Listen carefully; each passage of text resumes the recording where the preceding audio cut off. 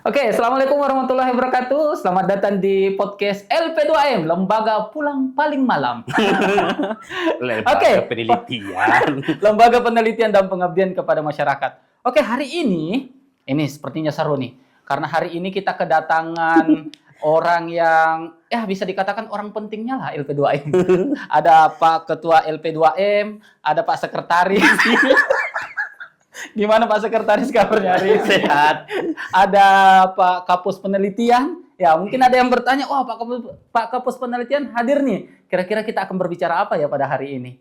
Hari ini kita akan berbicara tentang penelitian Litabdimas ya Pak Ketua ya. Penelitian Litabdimas. Nah, akhir ini kan LP2M Yayan Parepare telah melakukan seleksi proposal penelitian Litabdimas 2024. Nah, kira-kira gimana nih prosesnya? Nah, untuk lebih jelasnya mari kita bicara ya sama narasumber kita. Yang pertama mungkin ada Pak Ketua LP2M. Pak Ketua, ini kira-kira gimana nih proses Litabdimas 2024 yang ada di Yayan Parepare? Mengingat kalau di pusat kemarin mungkin menyeberang tahun ya pelaksanaannya, tetapi sepertinya LP2M yang Parepare gercep nih melaksanakan seleksi lebih dulu. Kira-kira gimana nih kebijakan-kebijakan dan langkah-langkah yang diambil oleh LP2M Parepare? Oke. Terima kasih Pak Mus Mulyadi. Ya. Jadi LP2M yang Parepare sesungguhnya dari September itu sudah mengeluarkan surat pengumuman terkait dengan persiapan proposal 2024. Jadi dari September 2023 itu kita sudah mengeluarkan pengumuman.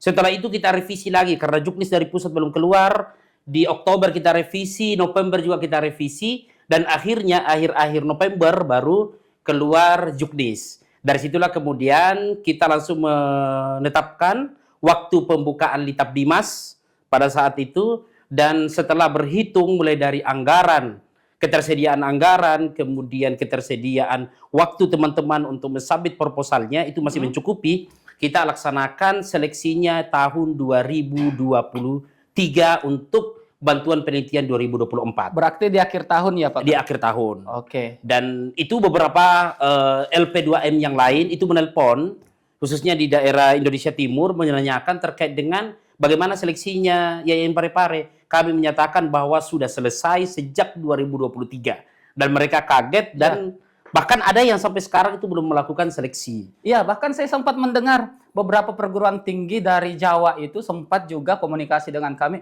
Loh, kok LP2M Parepare gercep juga ya? Ternyata sudah diseleksi ya? Ya, kita seleksi karena kita berharap lebih cepat proposal selesai, maka proses pencairan anggaran juga akan lebih cepat. Sebetulnya filosofinya di situ. Kedua, karena memang jauh-jauh hari sebelumnya LP2M sudah menyurat. Ya, mulai dari masih zamannya Pak Kapus Lama yang sekarang menjadi sekretaris LP2M, guru saya yaitu Bapak Dr. Haji Muhyiddin Bakri LCMA, MPhilI, sorry. Berarti suhu nih kayaknya. Ini sudah kalau soal penelitian saya ampun dengan beliau, itu sudah luar dalam, kulit-kulitnya dan luar dalamnya, isinya itu sudah dikuasai. Nah, kalau begitu nih kita tanya nih sama suhunya. Pak Sekretaris ini, saya mendengar info bahwa LP2M Yayan Parepare itu semenjak kepemimpinan di Kapus Penelitian Pak Sekretaris ini sempat mempertahankan luaran SBK. Ini gimana ceritanya nih Pak Sekretaris? Oke, baik. Terima kasih banyak Pak Mus Mulyadi ya. Jadi SBK itu namanya SBK Standar Biaya Keluaran. Dulu memakai SBM. Oh, sama itu, ya kayak pengabdian dulu? Oh ya, SBM itu kan ada diminta pertanggungjawaban keuangannya, nota-notanya. Dan alhamdulillah ini berita gembira buat kita semua peneliti. Ya, kita mendapatkan SBK itu, ya, Standar Biaya Keluaran yang sejak tahun 2021. Wow. Dan pada waktu itu, ya, di saat keluar juknis tentang SBK itu, alhamdulillah Yayan Parepare langsung eksekusi juknis itu, dan ya sempat juga jadi perdebatan dengan BPK itu ya, BPK. Tapi alhamdulillah pada waktu itu kami memang sudah persiapkan semua aturan-aturannya, dan juga bahkan sampai video-videonya pun kita perlihatkan bahwa diperlihatkan bukti-buktinya. Jadi memang semua ada rapat koordinasi dengan pusat di Litabdimas di sana. tentang aturan-aturan SBK itu sendiri. Dan alhamdulillah hampir di perguruan tinggi keagamaan Islam negeri cuma ada 2 kayaknya kalau tidak salah Pak. Pada saat itu ya? Pada saat itu. Luar yang biasa. semuanya memakai SBM Pak. Semuanya memakai SBM. Berarti Dan sekarang masih ada perguruan tinggi yang masih memakai ada, SBM? masih ada. Tapi hampir semuanya sudah mulai memakai SBK. Oh, Ya, mungkin berarti IAIN Parepare termasuk cepat ya, Ya. dalam mempertahankan SBK. Di awal aturan muncul itu pertama SBK. Cepat. Luar biasa. Pak. Enggak juga sih maksudnya. Oke, baik. Karena ini kita sudah proses seleksi dan mungkin terkait masalah juknisnya atau prosesnya itu gimana sih sebenarnya prosesnya? Karena kita ini kan sudah kalau nggak salah sudah di tahap penetapan anggaran ya? Iya. Sekarang ini. Oke, mungkin Pak Kapus Penelitian mungkin bisa sedikit memberikan gambaran gimana sih sebenarnya proses seleksi yang ada di LP2M Parepare ini? Baik, terima kasih Bapak Mus Mulyadi selaku Kapus Pengabdian. Jadi saya diberi kesempatan untuk menjawab mengenai proses atau tahapan ini. Kita tidak jauh ataupun kita tidak melenceng dari petunjuk teknis yang telah tersedia.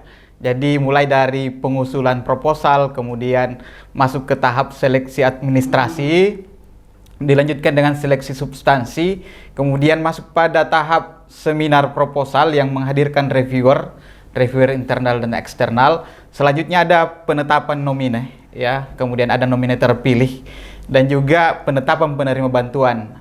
Setelah penetapan penerima bantuan ada yang namanya penandatanganan kontrak. Ya. Oh, tahapannya banyak ya? Ya, betul. Tahapan itu harus diikuti dan harus disertai dengan dokumen-dokumen berita acara sebagai bukti bahwa ada kendali mutu di dalamnya. Kemudian juga dilanjutkan nantinya di pelaksanaan penelitian dan proses pelaksanaan penelitian dan pemenuhan tagihan itu didasarkan pada kontrak-kontrak yang ada, dan kontrak itu disusun berdasarkan petunjuk teknis yang telah disediakan. Berarti kalau kita lihat prosesnya itu berarti ada kemungkinan ada yang nggak lulus ya, Pak Kapus ya? Oh ya, betul. Ya, sebenarnya harapannya kita ingin luluskan semua. Ya. Persoalannya adalah kita mempunyai mekanisme tersendiri dalam seleksi. Jadi kalau kita bicara tentang jumlah, ya, langsung saya masuk jumlah ya. Alhamdulillah dengan adanya pemberitahuan yang berkesinambungan kepada para dosen maupun yang non dosen untuk berpartisipasi dalam kegiatan program bantuan penelitian ini. Jadi ada 115 yang berstatus 115 pengajuan ya. pengajuan yang masuk ke dalam program aplikasi selama Litas 2024 ini, dan Sa- tahun 2024 ini. Ya, di 2023 untuk penelitian 2024. Jadi ada 115. Kemudian ada namanya tim komite untuk melakukan namanya seleksi administrasi dan seleksi substansi. Dari situ kemudian kita melihat seperti apa secara administrasi, apakah memenuhi secara punya NIDN, kemudian secara kepangkatan memenuhi klaster-klasternya, dan juga yang paling utama adalah similarity-nya atau tingkat kemiripan dengan penelitian-penelitian sebelumnya yang menggunakan aplikasi Turnitin. Jadi kita gunakan itu sebagai media, ya. Bukan sebenarnya untuk memfilter, menggugurkan, tapi melihat yang mana yang layak masuk seperti itu. Itu dari segi administrasi. Dari segi administrasi. Kalau dari segi substansi Pak Kapus yang mana tuh? Ya, jadi dari segi substansi sebenarnya dari pihak tim komite sendiri melihat dari aspek kesesuaian antar tema dengan isi yang diajukan. Jadi seperti itu. Untuk lebih lanjut dan lebih teknis itu diseleksi melalui seleksi substansi oleh reviewer pada saat presentasi proposal. Berarti proposalnya dinilai lebih awal juga oleh reviewer seperti itu ya? Di substansinya itu. Betul, betul. Kemudian ada penilaian presentasi. Setelah itu tahap selanjutnya di tahap presentasi, betul. Dari tahap presentasi di sini betul-betul tim komite menyerahkan sepenuhnya kepada tim reviewer yang dipercayakan untuk menjadi berarti ahli. dari 100 berapa tadi? 150 ya? 115. 115 yang mendaftar. Itu ada berapa nih yang lolos sampai ke tahap akhir? Jadi tahapannya itu di awal ada 115 yang berstatus pengajuan, kemudian 97 yang berhak mengikutkan dalam sesi presentasi. Oke, berarti udah ada yang gugur ya? Ya, ada yang gugur. Ya, kemudian juga terseleksi kembali dengan mekanisme penilaian dari reviewer eksternal dan internal. dan juga ada mekanisme perankingan dengan penyusun kemampuan anggaran di internal kita. Tapi kebanyakan di beberapa tahap ini kebanyakan yang nggak lulus ini di tahap mana nih Pak? Apakah di tahap substansifnya atau di reviewernya atau di mana? Sebenarnya dari segi jumlah ya itu lebih banyak yang gugur di tahap administrasi ya. Dari 115 ke 97. Jadi ada 18 yang berstatus pengajuan yang tidak lolos proposal. Kemudian dari 97 tersisa 80. Jadi ada 17 yang istilahnya dalam penilaian reviewer yaitu sudah dianggap belum bisa menjadi nominator terpilih. Oke, baik. Nah, Pak Ketua, karena ini ada yang nggak terakomodir di penelitian Litbang Bimas 2024 nih, yang nggak lolos apakah dari segi penilaian reviewer atau administrasi atau substantifnya, kira-kira kebijakan LP2M ke depannya ini yang belum masuk in nomine ini seperti apa Pak Ketua? Iya, makasih. Jadi seperti disampaikan tadi bahwa dari 115 ke 97 kemudian yang penetapan bantuan itu 80 orang, sesungguhnya itu adalah murni mekanisme seleksi secara objektif. Tidak ada campur tangan dalam tanda kutip terkait dengan hal-hal di luar hal yang sesuai dengan juknis, yaitu hal-hal yang substantif.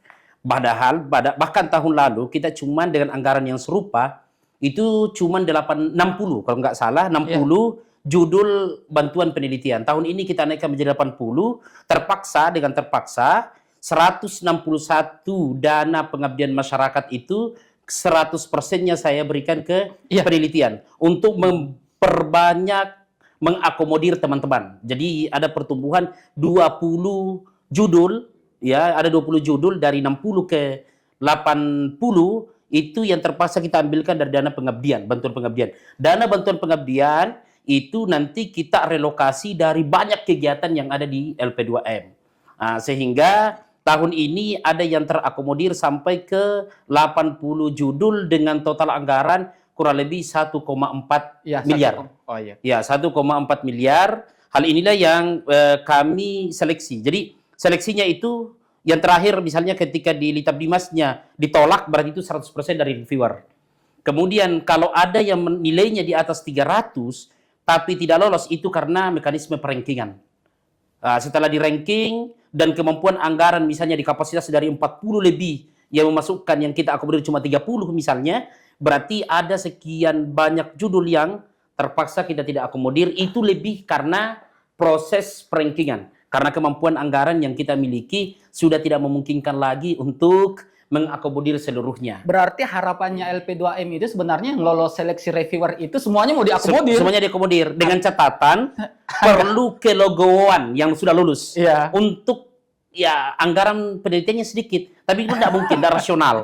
Akhirnya ya terpaksa, dengan sangat terpaksa mohon maaf kepada yang belum terakomodir itu tidak kami masukkan sebagai penerima bantuan. Tapi jangan putus asa karena di LP2M masih ada 3 jenis bantuan yang lain. Ada bantuan pengabdian kepada masyarakat, kemudian ada bantuan publikasi berupa buku, dan sekarang sedang kami rancang itu adalah bantuan riset berbasis keluaran. Nanti sudah ada jurnalnya, kami akan berikan reward, kami akan berikan penghargaan bagi dosen-dosen yang menerbitkan artikelnya di luar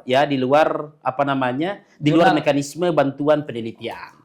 Seperti itu. Berarti kalau misalkan nih saya punya jurnal Scopus nih, misalkan saya terbitkan di luar itu nggak ada tagihannya, sangkut pautnya dengan penelitian dan sebagainya, itu bisa ya kira-kira? Ya, itu akan lebih lanjut, akan dijelaskan oleh kampus publikasi nanti dengan podcast tersendiri. Sebenarnya harapannya LP2M itu mengakomodir semuanya Pak Kampus meskipun sebenarnya kami juga sudah lakukan langkah tambahan yaitu pemutahiran tim peneliti dengan menyebar semacam Google Form untuk bagaimana supaya teman-teman yang anggap belum berkesempatan untuk di SK-kan sebagai nominator terpilih, bagaimana supaya tetap dilibatkan di teman-teman yang telah lolos untuk bisa ikut berpartisipasi sebagai peneliti. Dan juga yang terpenting di sini adalah bagaimana kita mengakomodir adik-adik mahasiswa supaya Oh, terlibat iya. sebagai tim peneliti. Subhanallah. Jadi luar biasa itu ini, sudah Pak diambil Kapus. langkahnya ya. Jadi Luar biasa. Ini mungkin untuk kepentingan akreditasi Pak Kapus ya? memang untuk kepentingan supaya mahasiswa juga punya pengalaman meneliti. Oh, Nah, iya, itu yang iya. paling utama. Wah mantap ini Pak Kapus. Iya. Nah kalau begitu Pak Sekretaris yang Ya. lolos ini kapan nih tanda tangan kontraknya? Wah ini ini tergantung dari Pak penelitian ini. Nah, Tapi saat yang ini sudah lolos- dibuat lagi SK-nya untuk penetapannya. SK Oh, sementara di Nanti setelah buat SK proses ya, penetapan, SK-nya. baru kita Dengan anggarannya ya. dengan anggarannya. Dengan anggarannya. Ya. Terus kira-kira ada tak kira-kira bulan berapa, pertengahan awal bulan, pertengahan bulan atau Insyaallah akhir bulan Februari, kira-kira? insyaallah Februari. Sebelum lebaran lah. Sebelum lebaran. Ya, biar ada uang lebarannya. Berarti sebelum lebaran ya. Ada bocoran sedikit. Berarti sekarang sudah proses ya? SK untuk pencairan anggaran. Revisi anggaran dulu, Ah. karena ada proses revisi anggaran untuk menyesuaikan dengan yang terakomodir di proposal. Setelah itu, kalau revisinya sudah goal, maka langsung kita lakukan tanda tangan kontrak dan pencairan. Oke, baik. Terus selanjutnya terkait masalah keluaran nih. Kira-kira apa nih yang diharapkan LP2M setelah kita mendengarkan tadi bahwa memang kita mengakomodir sekian dan sekian. Kira-kira apa harapannya terkait masalah keluaran penelitian teman-teman atau Bapak Ibu dosen kita yang ada di Parepare? Terkait dengan luaran sebetulnya kan sudah jelas secara mekanisme, aturan, di Juknis itu sudah jelas terkait dengan tagihannya masing-masing. Tapi harapan terbesar kami di LP2M itu kita berharap itu di atas di atas tagihan. Misalnya kalau ada yang tagihannya Sinta 5 dengan 6, semestinya dia naik ke Sinta 4, Sinta 3 atau Sinta 2. Makin naik jauh melampaui tagihannya makin bagus. Saya kira ini yang penting untuk disadarkan. Karena apa? Sekarang enaknya penelitian itu kan sudah tidak ada laporan keuangan. Ya. Dulu sering kali muncul ya semacam anekdot ya bahwa lebih sulit membuat laporan keuangannya Iya, dibanding benar. laporan penelitiannya.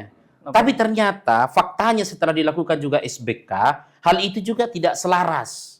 Buktinya masih ada tagihan-tagihan pada penelitian sebelumnya juga yang belum terpenuhi. Padahal tagihannya tidak tinggi-tinggi amat. Masih Sinta 3 ke bawah. Oh iya. Iya, jadi ini juga menjadi PR tersendiri di LP2M dan mungkin akan dimotori oleh Pak Kapus penelitian ini yang saya lihat ini gercep sekali. Nggak sampai setahun nih, baru 6 bulan ya. Bulan keempat ini. Bulan keempat keempat. setelah dilantik itu kami langsung berikan beban kerja yang lumayan. Nah, luaran selanjutnya yang kita inginkan, sebetulnya secara kewajiban, baik itu di Rensra kita maupun dari LPM itu seringkali menanyakan bahwa apakah hasil penelitian di LP2M itu didiseminasikan atau tidak. Ya. Itulah sebabnya sehingga dulu ketika ada kewajiban diseminasi yang diselenggarakan oleh panitia, ya kan begitu?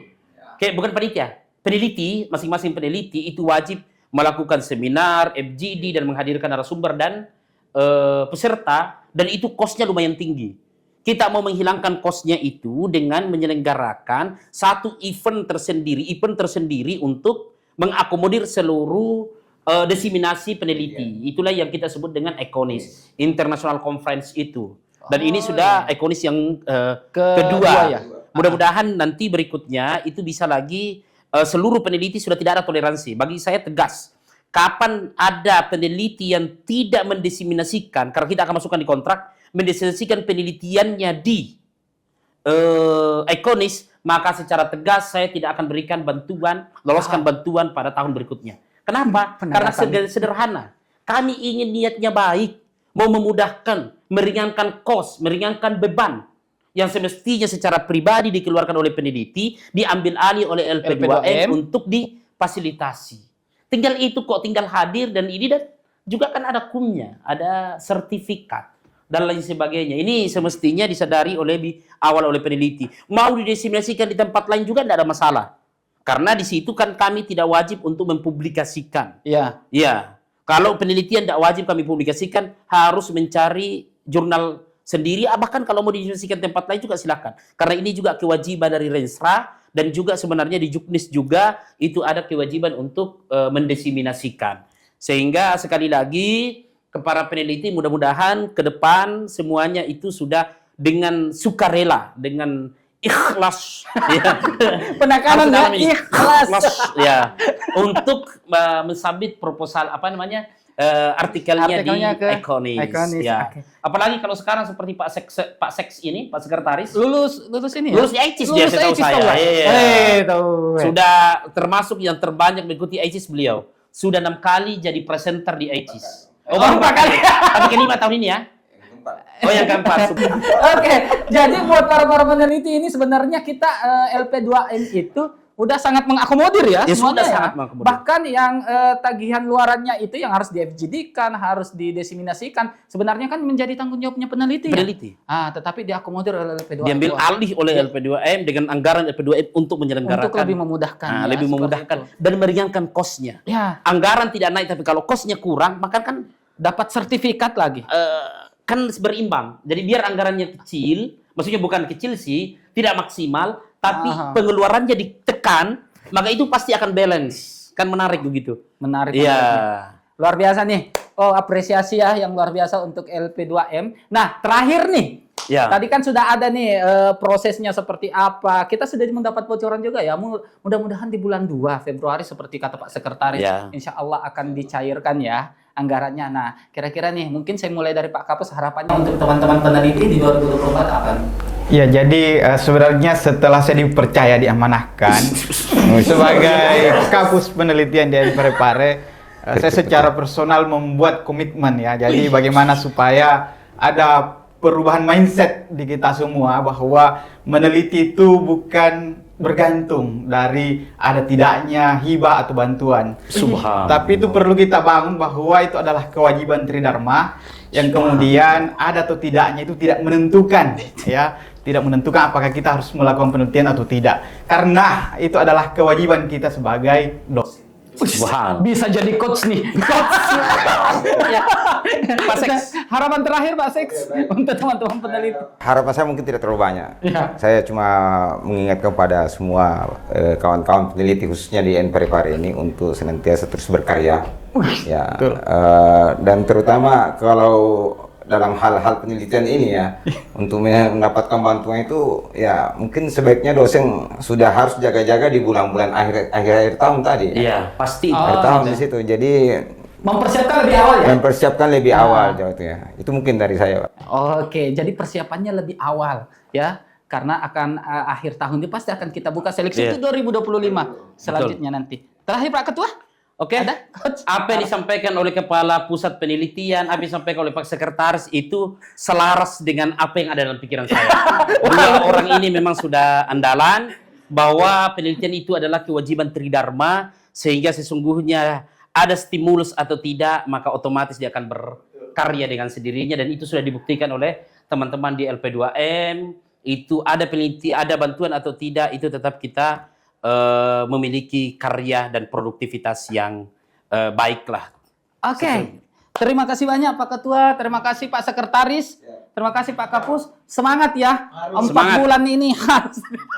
Baru 4 bulan tetapi sudah mendapat pekerjaan yang cukup lah bebannya kata Pak Ketua tadi. Oke, terima kasih banyak teman-teman. Jadi mungkin masukan tadi dari peneliti ya, bahwa apapun sebenarnya itu, mau ada anggarannya, mau dapat dana hibah atau tidak, Tridharma kita sebagai Tridharma perguruan tinggi kita adalah penelitian, dan itu yang Penelitian, disampaikan, pengabdian, dan pengajaran. iya, yang disampaikan oleh Pak Ketua, Pak Sekretaris, dan Pak Kapus Penelitian. Terima kasih banyak, kami pamit. LP2M Macarita, lembaga pulang paling malam. Malam. Wassalamualaikum warahmatullahi wabarakatuh.